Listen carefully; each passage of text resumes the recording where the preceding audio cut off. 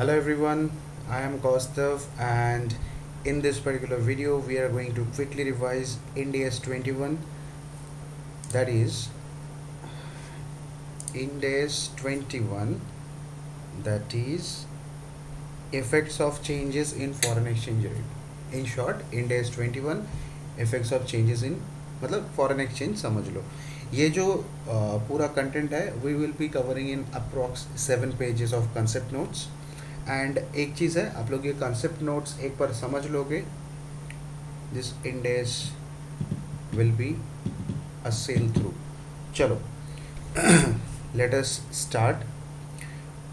सबसे पहले concept number 1 is currency.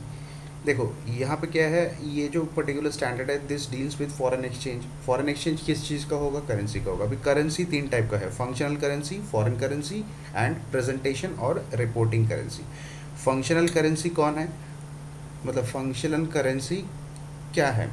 Currency of primary economic environment in which the entity operates. ठीक है, अभी कोई एंटिटी अगर इंडिया में ऑपरेट कर रहा है, उसका प्राइमरी इकोनॉमिक एनवायरनमेंट का करेंसी कौन सा है? INR है. चलो ये हो गया functional currency. Next thing is foreign currency. Foreign currency क्या है? Currency other than functional currency. Next presentation currency और reporting currency, currency in which financial statements are prepared. So basically ये करेंसी का डिवीजन हो गया. Concept number 2, determination of functional currency. देखो determination of functional currency जो है, कुछ indicators होता है, इसमें से कुछ प्राइमरी इंडिकेटर्स है, कुछ सेकेंडरी इंडिकेटर्स है. तो ये वाला कॉन्सेप्ट मैं अभी के लिए आपको पेंडिंग करा रहा हूँ क्योंकि नीचे बहुत डिटेल में मैंने इसको कवर किया है. So basically indicators of functional currency. अभी फंक्शनल करेंसी जो है, देखो डिटर्मिनेशन ऑफ फंक्शनल करेंसी में require management's judgement based on prevailing facts to determine a functional currency. It is not a major assumption. So management judgement है. देखो जहाँ पे judgement का बात हो रहा है तो वहाँ पे फंक्शनल करेंसी अगर चेंज होगा, this will not be a change in accounting policy. So this will be treated as a change in accounting estimate and prospective accounting will be done, right? No retrospective accounting. Next thing is ये index का coverage क्या है. सबसे पहले तो देखो ये जो पर्टिकुलर इंडेक्स है ये बेसिकली 3 टॉपिक से डील करता है. एक तो कौन कौन सा टॉपिक है? The very first topic is foreign currency. सबसे पहला फॉरेन करेंसी ट्रांजैक्शंस. जो भी नॉर्मल कोर्स में आप लोगों का बिजनेस में एसेट परचेज हो रहा है, गुड्स सेल कर रहे हो, लायबिलिटी पे ऑफ कर रहे हो फॉरेन करेंसी में, so these are foreign currency transactions. Next is foreign operations. Foreign operation क्या है? इंडिया में कोई एंटिटी है, a company which is registered in India and which is having a foreign subsidiary, branch, JV, associates, etc. तो उसको बोलेंगे foreign operations. तो foreign operation का हम लोग ट्रांसलेशन करेंगे. एक तो फॉरेन ऑपरेशन का पहला पॉइंट क्या हुआ? Foreign currency transactions. Next point is foreign operations and the last coverage is translation into presentation currency. मतलब समझो कोई कंपनी का फंक्शनल करेंसी है $, बट प्रेजेंटेशन करेंसी है INR हो सकता है, तो उसको बैलेंस शीट डेट में ट्रायल बैलेंस को तो ट्रांसलेट करना होगा ना for reporting purpose into INR. सो ये 3 बेसिकली अपना एजेंडा है ये पर्टिकुलर ऐसे में. अभी यहाँ पे स्कोप एंड ऑब्जेक्टिव ऑफ इसको, मतलब ये जो 3 चीज़ें हैं यही डिफाइन हुआ है scope and objective of Ind AS 21. चलो फाइनेंशियल स्टेटमेंट्स, ये कॉन्सेप्ट बड़ा ही इम्पोर्टेंट है, आप लोग इसको अच्छे से समझना. फाइनेंशियल स्टेटमेंट है, फाइनेंशियल स्टेटमेंट में बैलेंस शीट और P&L आता है. देखो बैलेंस शीट में 2 टाइप का आइटम होता है, एक तो real account and personal account. जो रियल अकाउंट है that is non monetary items. Real account में जो भी आता है that is non monetary items. उसमें क्या आएगा? एसेट, लायबिलिटीज़, ये सब आपका आ जाएगा non monetary items. Non monetary items measured eight, इसका दो तरीका है, एक तो हिस्टोरिक कॉस्ट में मेजर हो सकता है या तो फेयर वैल्यू में मेजर हो सकता है। हम लोग ने इंडेज पीपीई दैट इज इंडेज 16 में, इंडेज 38 इंटेंजिबल्स, ये सब में हम लोगों ने देखा है कि नॉन मॉनेटरी आइटम्स जो भी है दीज में भी सब्सिक्वेंट मेजरमेंट किसको बोलते हैं, बैलेंस शीट डेट में। तो दीज आइटम्स में भी subsequently measured at cost model और रिवैल्यूएशन मॉडल। कॉस्ट मॉडल को बोलते हैं historic cost and at fair value मतलब revaluation model. Next thing is personal account. Personal account मतलब जो भी मॉनेटरी आइटम्स है, मॉनेटरी आइटम्स जो भी होगा, तो मॉनेटरी आइटम्स को हम लोग कैसे मेजर करेंगे। And next thing is nominal account. Nominal account मतलब पी एंड एल में जो जो आइटम आता है ये हो गया नॉमिनल अकाउंट। यहाँ पे एक चीज़ मैं बता दे रहा हूँ, ये यहाँ पे जो बात हो रहा है ना, दिस इज सब्सीक्वेंट, ये सब्सीक्वेंट मेजरमेंट का बात चल रही है। And initial measurement will always be at exchange rate as on the date of transaction. तो सबसे पहले ये स्टैंडर्ड में एक तो देखो जो अपना है initial recognition, this is always at exchange rate as on date of transaction. And जो सब्सीक्वेंट मेजरमेंट है that is on balance sheet date. जो नॉन मॉनेटरी आइटम्स होगा एट हिस्टोरिक कॉस्ट और एट फेयर वैल्यू। जो monetary items होगा ये होगा, monetary items measure होते हैं at closing exchange rate. And nominal items, देखो नॉमिनल आइटम्स जो भी है ना पी एंड एल वाला, ये तो इवनली साल भर अक्रू होता है, साल भर अक्रू होते हैं। इसका कॉन्सेप्ट क्या है, these are evenly accrued, evenly accrued होता है साल भर में। सो यहाँ पे एवरेज एक्सचेंज रेट लिया जाएगा। तो क्या बोला मैंने, यहाँ पे बहुत सारा बातें हो चुका है, closing rate, average rate and जो इनिशियल रिकॉग्निशन होगा exchange rate as on the date of transaction. So हम लोग ने यहाँ तक कवर किया है। आई होप इतना आप लोगों को डाइजेस्ट हो गया है। Next thing is monetary items. अभी मॉनेटरी आइटम्स में क्या है, receivables, payables in fix sum of money.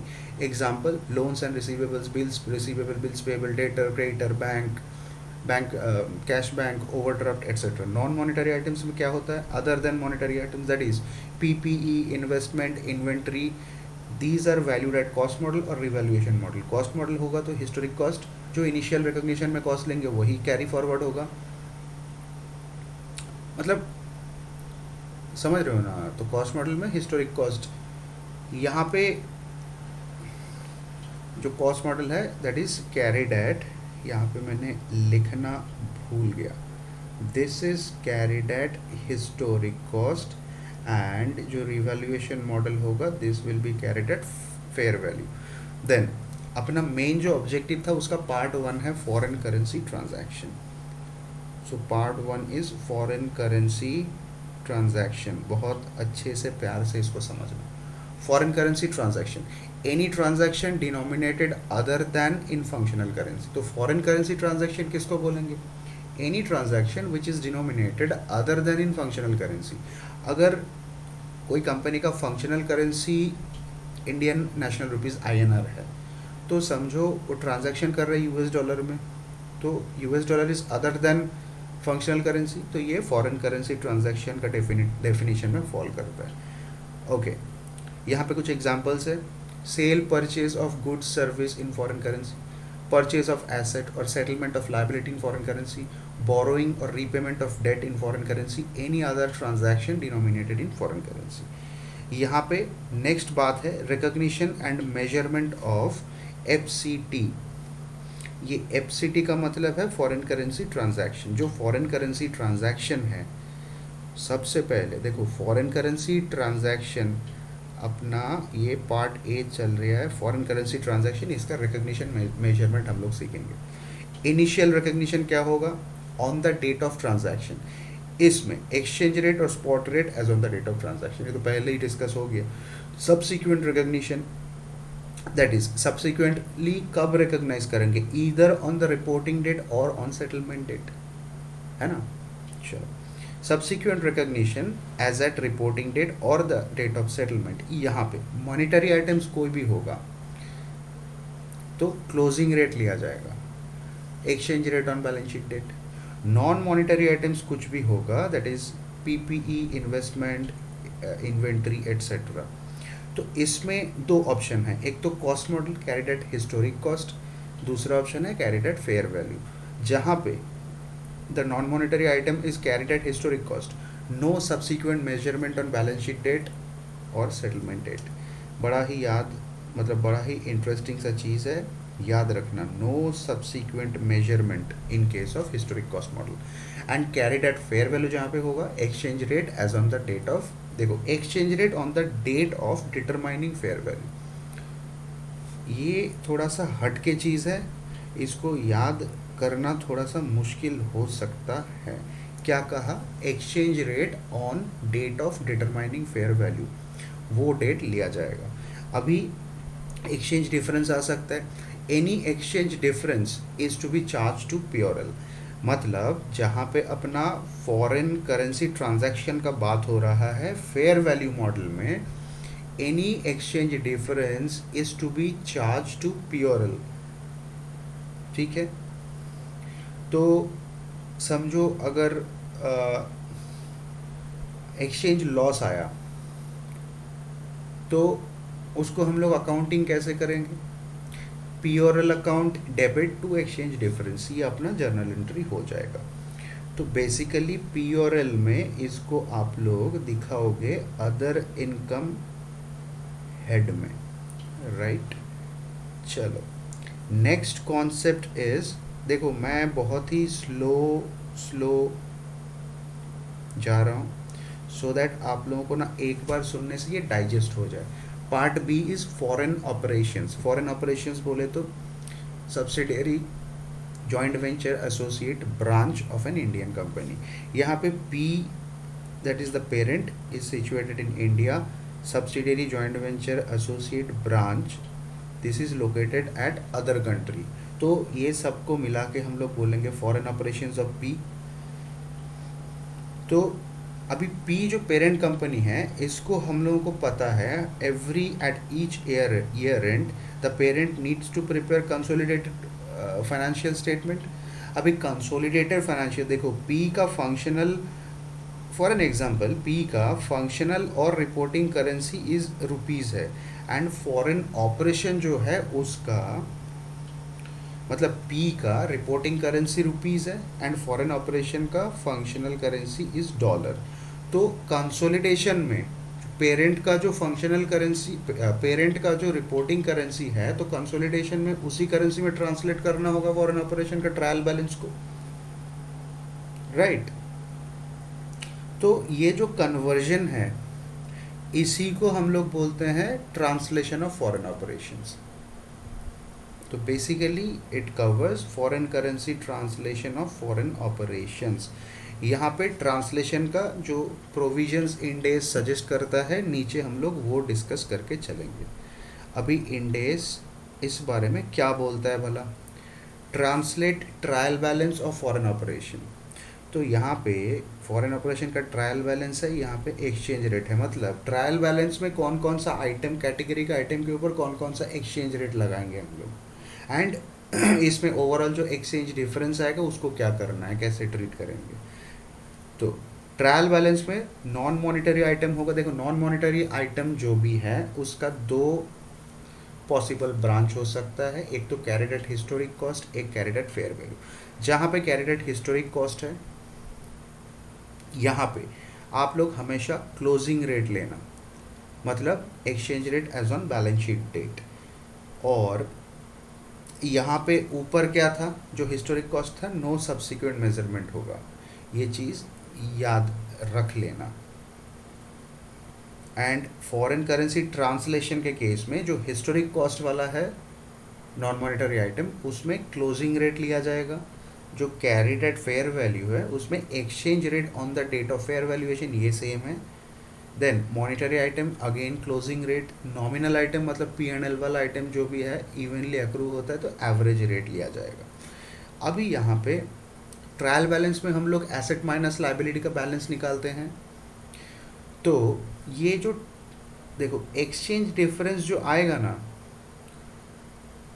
Basically जो ट्रांसलेशन डिफरेंस आएगा ट्रायल बैलेंस में, that means asset balance minus liability balance. ये जो गेन आएगा इसको हम लोग ट्रांसफ़र कर देंगे FCTR में, foreign currency translation reserve. Foreign currency translation reserve और FCTA भी बोलते हैं, फॉरेन करेंसी ट्रांसलेशन एडजस्टमेंट। अभी ये जो FCTR है this is a part of other comprehensive income reclassifiable मतलब बाद में ये PL में रिक्लासीफाई हो सकता है।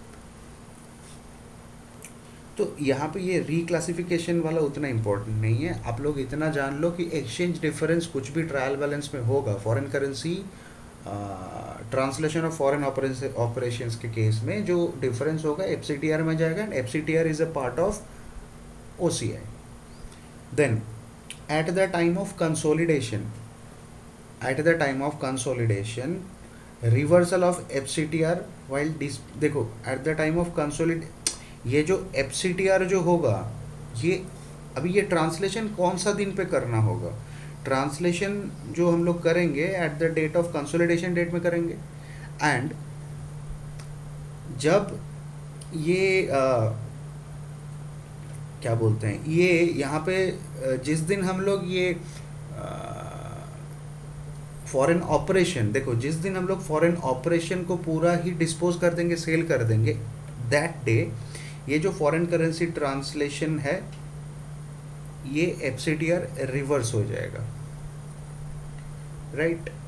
अभी ये रिवर्स होके कहाँ पे जाएगा, रिवर्स होके उस दिन ये आपका प्रॉफिट का पार्ट बन जाएगा, ठीक है, तो POL में चला जाएगा। Next thing is foreign operation has a different reporting date. If the foreign operation has a different reporting date, उस केस में क्या करेंगे, यहाँ पे है अपना पेरेंट एंटिटी, यहाँ पे बैठा है अपना फॉरेन ऑपरेशन।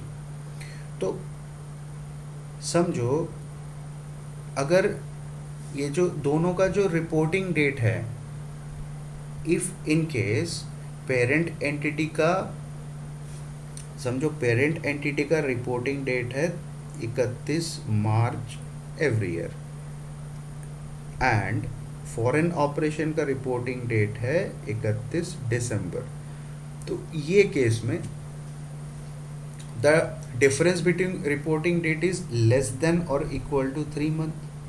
तो इतना तक डिफरेंस हुआ तो चल जाएगा, मतलब इतना अगर difference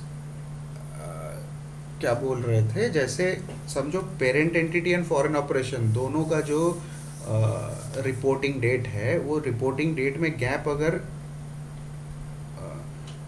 less than equal to 3 month मतलब 3 महीना या तो उससे कम होना चाहिए। अगर ऐसा हुआ देन क्लोजिंग रेट कौन सा लेना चाहिए, मतलब कौन सा डेट का आप लोग क्लोजिंग रेट लोगे at the time of translation, exchange rate of closing date of foreign operation लिया जाएगा। मतलब यहाँ पे ये वाला डेट का एक्सचेंज रेट लिया जाएगा while translating. Next thing is disposal of foreign operation. ये जो ऊपर हम लोग ने बात किया कि फॉरेन ऑपरेशन डिस्पोज भी हो सकता है, तो डिस्पोजल ऑफ फॉरेन ऑपरेशन का 2 पॉसिबिलिटी है, एक तो कंप्लीट डिस्पोजल, एक पार्शियल डिस्पोजल। कंप्लीट डिस्पोजल के केस में जो अपना FCTR should be recognised in POL, मतलब फॉरेन ऑपरेशन पूरी ही समाप्त खत्म हो जा रहा है। इन दैट केस FCTR में जितना भी बैलेंस होगा that should be recorded in POL। FCTR is in the nature of free reserve, not that important. इसका जर्नल एंट्री क्या होगा, FCTR that is OCI debit to PORL। PORL में आप लोग इसको अदर इनकम के हिसाब से बुक कर दोगे। Next part is partial disposal. Partial disposal में दो पॉसिबिलिटी है। एक पॉसिबिलिटी क्या है, कंट्रोलिंग इंटरेस्ट इज लॉस्ट, दूसरा पॉसिबिलिटी है कंट्रोलिंग इंटरेस्ट इज रिटेन्ड। जहाँ पे controlling interest is lost, FCTR should be transferred to PORL proportionately, मतलब परसेंटेज सोल्ड बाय परसेंटेज, मतलब percentage sold by total percentage. And दूसरा case क्या है, controlling interest is retained. So दूसरा case क्या है, जहाँ पे controlling interest is retained, in that case proportionate FCTR is transferred to NCI। तो पहला वाला केस में देखो, जहाँ पे कंट्रोलिंग इंटरेस्ट चला जा रहा है, इन दैट केस तो कंट्रोलिंग इंटरेस्ट ही चला जा रहा है भाई, NCI क्या होल्डिंग क्या कुछ ही तो नहीं रह रहा है, तो इन्वेस्टमेंट बन के रह जाएगा। तो कंट्रोलिंग इंटरेस्ट जहाँ पे है, यहाँ पे no NCI is there, it is a mere investment, single line item. तो FCTR should be transferred to PORL proportionately. दूसरा case, controlling interest is retained, मतलब NCI इज देयर, यहाँ पे नो NCI, यहाँ पे NCI is there, then proportionate FCTR is transferred to NCI। मतलब क्या होगा, FCTR that is OCI account debit to NCI। यहाँ पे कैसा था, सेम एंट्री था, FCTR that is OCI account debit to PORL। Part C अपना है translation from functional currency to presentation और रिपोर्टिंग करेंसी। अभी in case for in our example, functional currency अगर $, था एंड अपना रिपोर्टिंग करेंसी अगर INR है, तो फंक्शनल करेंसी क्या है, currency of primary economic environment USD है, reporting currency management choice of presentation currency. तो functional currency is not equal to reporting currency. ये चीज़ आप लोग ना इनिशियली जब आप लोग इंडेस पढ़ोगे ना, आपको ये चीज़ में बार बार कंफ्यूजन हो सकता है, तो मैंने इसमें यहाँ पे क्लाउड बना दिया। Functional currency is not equal to reporting currency, याद रखोगे। तो क्या पॉइंट है, foreign currency translation from foreign currency to presentation currency, ठीक है। यहाँ पे कोई भाई साहब आपका वो फॉरेन ऑपरेशन का बात नहीं हो रहा है, सेम कंपनी है, करेंसी का चेंज हो रहा है, मतलब फंक्शनल टू प्रेजेंटेशन में जा रहे हैं। इन दिस केस जो कंपनी है उसका ट्रायल बैलेंस का ट्रांसलेशन होगा। अभी अगेन जो नॉन मॉनिटरी आइटम, अरे यार, अगेन जो आपका नॉन मॉनिटरी आइटम है उसमें दो possibility, carried at historic cost, carried at fair value. Carried at fair value होगा रेट, मतलब exchange rate on date of fair valuation, historic cost होगा at closing rate. Monetary item होगा at closing rate, nominal item होगा, nominal item बोले तो P&L वाला item accrued evenly, ये याद रखना वर्ड अक्रूड इवनली। तो नॉमिनल आइटम होगा एवरेज रेट में लिया जाएगा। इन दिस केस जो भी ट्रायल बैलेंस पे एक्सचेंज डिफरेंस आएगा, this will go to OCI। समझ गए? चलो next concept is change in functional currency होगा तो हम लोग उसको कैसे ट्रीट करेंगे, and change in presentation currency होगा तो उसको कैसे ट्रीट किया जाता है ये इंडेस में। Change in functional currency not a change in accounting policy, ठीक है। तो इसको change in accounting estimate treat किया जाता है, can be change if the activities of the entity requires the change in functional currency. Monetary and non monetary items should be remeasured at exchange rate on date of change. तो देखो, change in functional currency हुआ, ये change in estimate है, prospective, ये जहाँ पे change in estimate बात आता है, यहाँ पे ऑलवेज प्रोस्पेक्टिव अकाउंटिंग करना है, तो प्रोस्पेक्टिव अकाउंटिंग में क्या, monetary and non monetary items should be remeasured at exchange rate on the date of change. Change will be considered as a change in historic cost for non monetary items. मतलब historic cost में change होगा तो क्या होगा, यहाँ पे कोई भी आपका ओसीआई वगैरह कुछ आएगा नहीं. मतलब ये जो चेंज होगा इसको adjust in PPE, inventory, investment property जो भी है, आपको उसका कॉस्ट में ये चेंज को, मतलब जो फॉरेन करेंसी फंक्शनल करेंसी का जो चेंज है, चेंज इन अकाउंटिंग एस्टिमेट, ये प्रोस्पेक्टिव अकाउंटिंग करेंगे. Monetary and non monetary item should be remeasured at exchange rate on date of change. Prospective change will be considered as a change in historic cost for non monetary items, so adjust in PPE, inventory और investment property. अभी next part क्या है, change in presentation currency. Presentation बोले तो reporting currency, presentation currency और reporting currency. ये case में this is a change in accounting policy. So यहाँ पे रेट्रोस्पेक्टिव अकाउंटिंग करना होगा. रेट्रोस्पेक्टिव अकाउंटिंग कब से करेंगे, from earliest reporting period as practicable. Practicable का क्या मतलब है, जब से अपना डेटा अवेलेबल है. सो क्या बोला, retrospective accounting from earliest reporting period as practicable. Practicable ये जब से, प्रैक्टिकेबल का डेफिनेशन इंडेस 8 में दिया हुआ है, उसमें हम लोग सीखेंगे कि प्रैक्टिकेबल कौन सा केस में बोलते हैं. तो prospective retrospective accounting from earliest reporting period as practicable. Practicable का मतलब है जब से आपका डेटा अवेलेबल है तब से बनाना है. अभी देखो यहाँ पे मैंने एक समरी बनाया है. मतलब ये जो मतलब कौन सा था ये,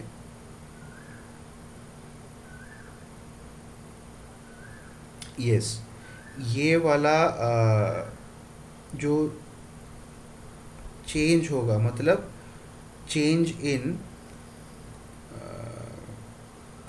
जो आपका रिपोर्टिंग करेंसी, मतलब रिपोर्टिंग करेंसी का कोई भी चेंज होगा ना, दिस इज, देखो चेंज इन फंक्शनल करेंसी तो not a change in accounting estimate हो गया. प्रोस्पेक्टिव अकाउंटिंग करना, monetary non monetary item should be remeasured at exchange rate on the date of change. Change will be considered as a change in historic cost for non monetary items. तो ये जो change है यहाँ पे ही इसका continuation चल रहा है. अगर वो आइटम नॉन मॉनिटरी हुआ then it should be adjusted in cost. In case it is a monetary item then it should be adjusted in OCI. तो क्लियर हुआ बात. अभी उसके बाद there are few special cases. Special issue 1, exchange difference on intercompany transactions with foreign operation. Exchange difference on intercompany transactions with foreign operation not accounted for as there is no overall, ये याद रखना, not accounted for at all as there is no overall foreign exchange exposure. ठीक है, inter company transaction है, these में cancel out on consolidation. चलो यहाँ पे एक मैंने एग्जांपल देखे रखा है, नॉट रियली इम्पोर्टेंट. तो स्पेशल इशू 2 ये बेसिकली है एक प्रैक्टिकल एक्सपीडियंट था. अंडर ये जो प्रैक्टिकल एक्सपीडियंट था, this was para 46A of earlier, this was para 46A of AS 11. ये सेम चीज़ हम लोग इंडेस 101 में भी ये पढ़ते हैं. सो प्रैक्टिकल एक्सपीडियंट क्या था, एक्सपीडियंट का मतलब है there is an option to entity. Expedient मतलब option given to entity. So this is as per para 46A of earlier accounting standard 11, जहाँ पे बात चल रहा है long term foreign currency borrowing. कोई भी long term foreign currency borrowing होगा and this borrowing is for depreciable PPE. देखो long term foreign currency borrowing to acquire a depreciable PPE not being land. So long term foreign currency borrowing, this is a monetary item, and depreciable PPE, this is a non monetary item. अगर non monetary item है, this is measured at historic cost. मतलब इंडेस 11 का बात चल रहा है तो वहां पे तो नो फेयर वैल्यू मॉडल इन AS11. आप लोग सोच रहे हो ना हिस्टोरिक कॉस्ट में क्यों जा रहा है. अरे भाई AS11 का बात चल रहा है, प्रैक्टिकल एक्सपीरियंस था अर्लियर AS11 में. तो यहाँ पे दो बातें, long term foreign currency borrowing, देखो ये लायबिलिटी बोरोइंग अपने कर रहे हैं फॉरेन करेंसी में and to purchase an asset which is depreciable asset PPE. So monetary item है अपना borrowing and depreciable PPE is a non monetary item measured at historical cost because no fair value model was there, so there will be no subsequent measurement. And in the left hand side for the long term foreign currency borrowing, this is an item of liability, monetary item reported at closing rate. So यहाँ पे जो closing rate होगा any exchange gain और loss, देखो मतलब exchange gain और loss कौन सा चीज़ का है. यहाँ पे जो measured at cost है, no subsequent measurement means no exchange gain और loss here. तो exchange gain और loss लाइबिलिटी बोरोइंग के केस में होगा. एक्सचेंज गेन और लॉस, इसमें इसको बुक करने का दो तरीका है. Option 1 that is one shot charge to प्योरल and there is a option 2. ये वाला ऑप्शन 2 ही पैरा 46A है. अभी ऑप्शन क्या है, this option is to defer, option is to defer the charge. एक बार में वन शॉट करेंगे तो अपना फाइनेंशियल रिपोर्टिंग लड़खड़ा जाएगा. So for this particular reason industry ने कंप्लेन किया था. सो अकाउंटिंग स्टैंडर्ड ने इसको इशू को एड्रेस किया था. तो ये एक्सपीडियंट बाद में ऐड किया था कि आपके पास डेफर करने का भी ऑप्शन है एज पर पैरा 46A.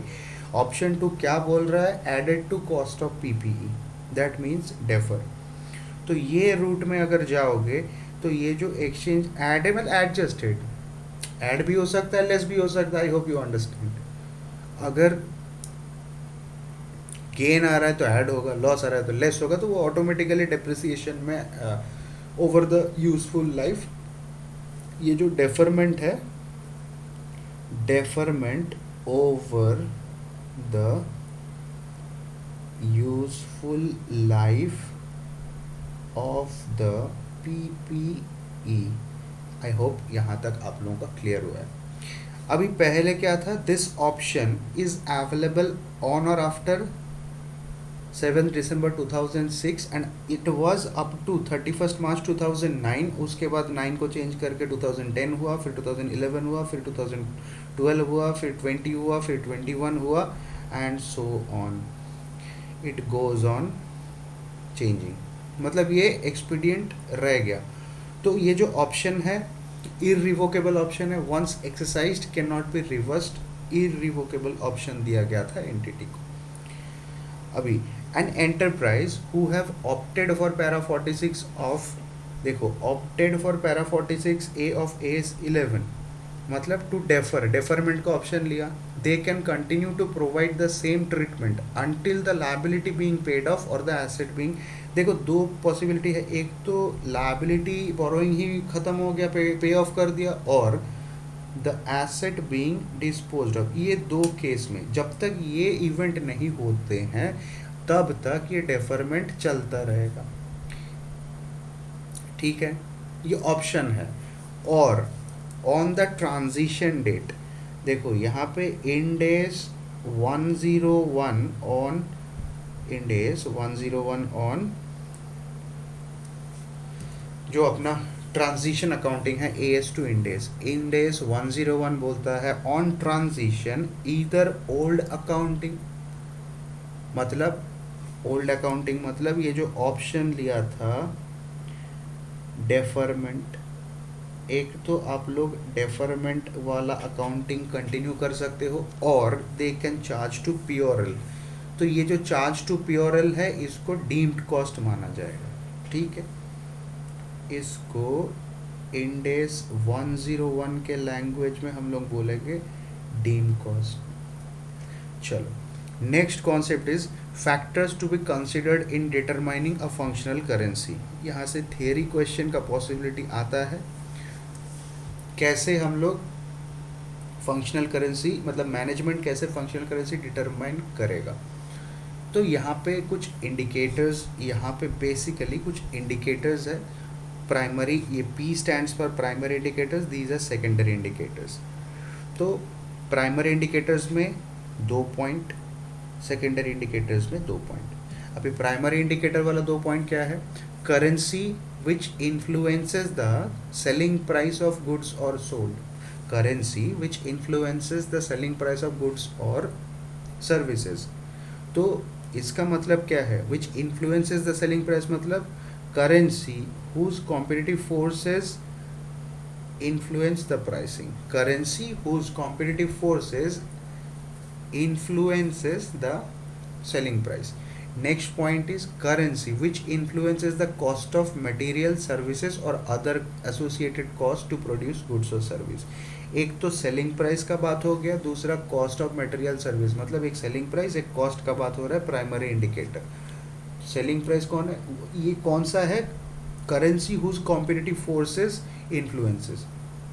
अभी यहाँ पे एक सरकारी पॉइंट है, determination of functional currency is a matter of management judgment and management considers the facts and circumstances, not that important, वो judgment है उतना याद रख लो।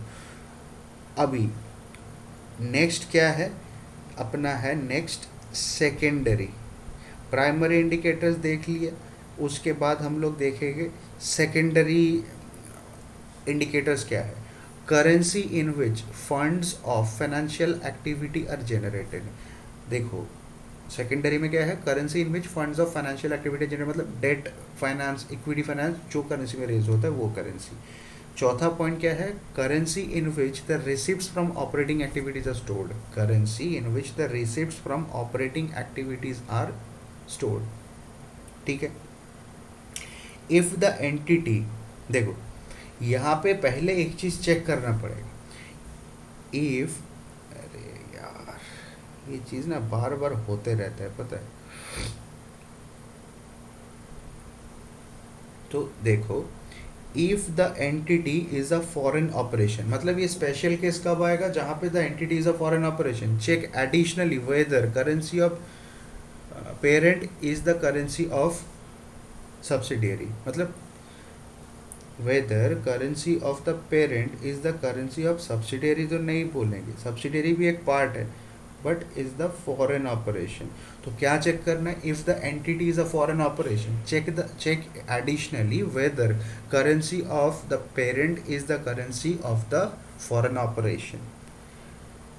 If subsidiary or the foreign operation is a mere pass through company, pass through company मतलब no significant autonomy। अभी the subsidiary is a pass through company, ये देखो सबसे पहले वेदर द फॉरेन ऑपरेशन, मतलब सब्सिडियरी तो नहीं बोले, यहाँ पे सब्सिडियरी नहीं बोल सकते, इसको फॉरेन ऑपरेशन कर दो। If the foreign operation is a pass through company no significant autonomy is there, that means functional currency of parent, मतलब यहाँ पे जहाँ पे पास थ्रू कंपनी है means no significant autonomy, in that case functional currency of foreign operation is the functional currency of parent, same है। जहाँ पे not a pass through और सिग्निफिकेंट ऑटोनॉमी है, in that case go for, अरे फिर से वही कहानी कर दिया। इन this case go for the indicators. ठीक है, चलो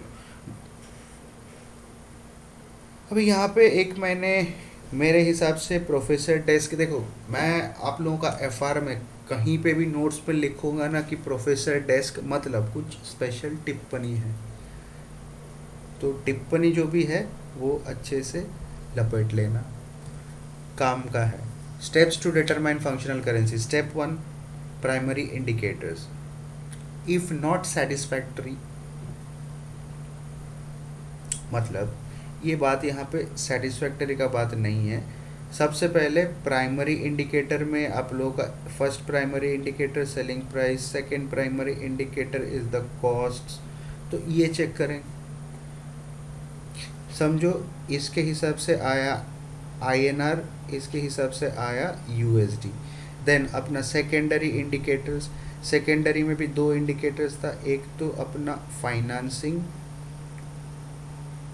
समझो इसके केस में आया यूएसडी, एंड दूसरा क्या था, कैश फ्लो फ्रॉम ऑपरेशंस, ये भी स्टोर होता है अपना यूएसडी में। तो यहाँ पे डिसाइड करने के लिए मेजॉरिटी रूल अप्लाई करोगे। यहाँ पे जो आप लोगों का डिसीजन होगा, इस ये जो मेजॉरिटी रूल वर्ड है ना, कहीं पे आप लोगों को मिलेगा नहीं। ये for understanding purpose I am giving you this term, you will apply the majority rule. Majority rule कौन सा हुआ, चार इंडिकेटर है ना, उसमें देखो एक में यूएसडी, दो में यूएसडी, तीन में यूएसडी, तो आईएनआर कम पड़ गया, तो ऑब्वियस सा बात है आपका यूएसडी हो गया। देन यहाँ पे एक नोट है इनके यहाँ पे एक नोट है, इन case of a foreign operation, पहले क्या चेक करो, whether the foreign operation is only a pass through company. अगर ये this is only a mayor pass through, in that case we will decide that no significant autonomy is there. अगर significant autonomy नहीं है, in that case functional currency of foreign operation is equal to functional currency of the parent. दूसरा case क्या है, foreign operation has a significant degree of autonomy, that is not a pass through company. यहाँ पे functional currency of the foreign operation, अभी इसको check करने के लिए कौन सा मेथड है, go back to the indicators, follow indicators, currency of primary economic environment of foreign operation. तो बेसिकली इंडिकेटर के तरफ फिर से हम लोग मूव करेंगे। यहाँ पे एक दूसरा कॉन्सेप्ट है, ये this concept basically covers holding subsidiary transactions. A, if transaction is in the nature of, देखो holding subsidiary के अंदर उसमें भी transaction is in the nature of trade payables, trade receivables, then in the consolidated P&L, मतलब trade payable trade receivable nature का कोई भी transaction होगा, in this case any exchange difference will go to P&L, consolidated P&L में जाएगा। दूसरा, if holding, मतलब where the holding company gives the subsidiary a loan, then it represents net investment in foreign operation. Holding subsidiary को loan दे रहा है, then it represents net investment in foreign operation. Net investment in foreign operation मतलब this is a part of equity. अभी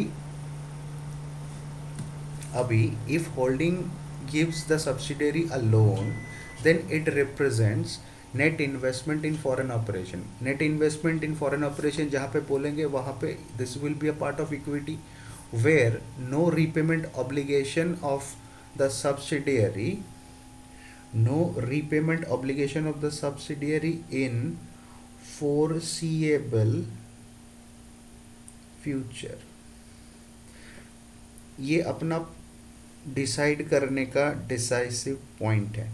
where no repayment obligation of the subsidiary in foreseeable future. In that case, it represents net investment in the foreign operation, and it is a hence it is a part of equity. In consolidated financial statement, exchange gain or loss will go to OCI.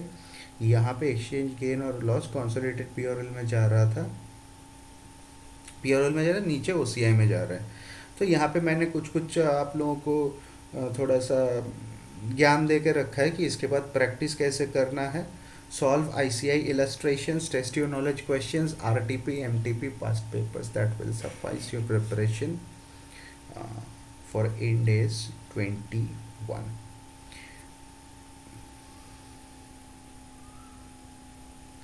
Guys, this was our first revision video of CA Final FR. I know this Ind AS generally students find it a bit difficult to handle, since this is a bit tricky Ind AS.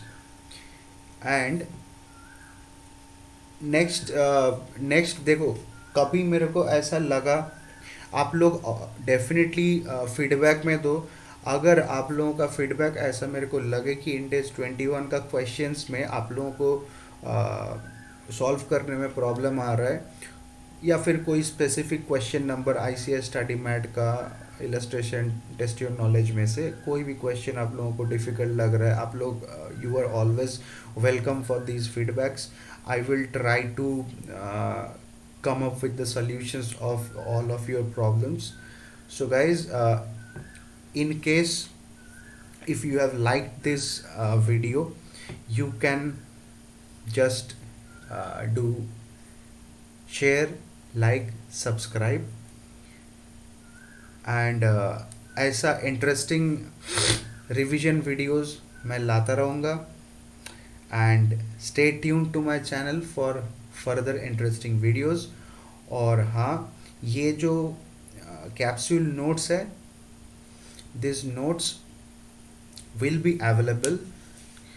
ये जो video मैं डालूँगा, जितने भी videos मैं डालूँगा, इसका description box में सबसे नीचे आप लोग देखोगे कि लिंक फॉर द नोट्स बोल के एक लिंक दिया हुआ है. That will be chargeable. The charge will be very nominal. This is 300 rupees for monthly subscription. And जैसे आप 3 मंथ का सब्सक्रिप्शन लोगे तो 810 है, एंड सो ऑन. उसके बाद 6 मंथ्स का है, तो ऐसा करके वहाँ पे आप लोगों को दिख जाएगा. This is very nominal. If you guys wish to prepare Ind AS, मतलब if you guys wish to prepare entire financial reporting with me, the charges are very less. मेरा ऐसा कोई नहीं है कि मैं आप लोगों को गूगल ड्राइव दे दूंगा, वन शॉट पूरा फीस ले लूँगा, ऐसा बात नहीं है. जो भी वीडियोस मैं सारा यूट्यूब में डालता रहूँगा, एंड जो भी नोट्स वगैरह है, कंटेंट है, क्वेश्चन आंसर्स, कुछ स्पेशल एडिशनल क्वेश्चंस होगा, वो सब चीज़ मैं मेरा यूट्यूब में जो आपका वीडियो का डिस्क्रिप्शन होगा, वो डिस्क्रिप्शन में सबसे नीचे जाओगे, आप लोग देखोगे लिंक फॉर नोट्स. वहाँ पे यू कैन सब्सक्राइब. तो गाइज, आई होप आप लोगों को क्लियर हो गया है कि मैं कैसे आप लोगों को कवर कराऊंगा. एंड डेफिनेटली अपना वैल्यूएबल फीडबैक देते रहो एंड रिवीजन करते रहो. तब तक के लिए bye bye, take care, love you all, जय हिंद.